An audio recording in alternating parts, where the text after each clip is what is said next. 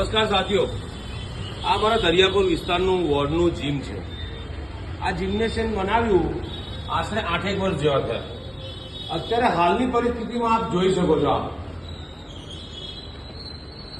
આ પરિસ્થિતિ છે.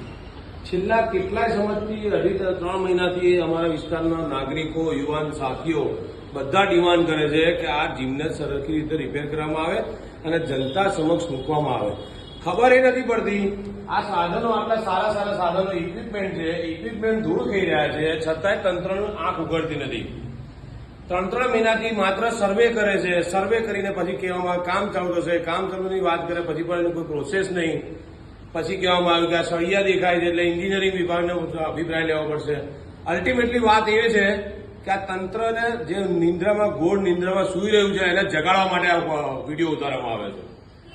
અમદાવાદ શહેરની અંદર જયારે કોમનવેલ્થ ગેમની વાત થતી હોય, મોટી વાયવાય થતી હોય, ત્યાર પછી ઓલિમ્પિકની વાતો થતી હોય, તો પછી અમદાવાદ શહેરની અંદર મધ્યમાં આવેલું આ જીમ, એક જીમની જો વ્યવસ્થા સારી રીતે કરી ના શકતી હોય તો હું માનું છું કે આ તંત્રને રહેવાનો અધિકાર નથી, અધિકારીઓને પણ એમના જગ્યા ઉપર રહેવાનો અધિકાર નથી.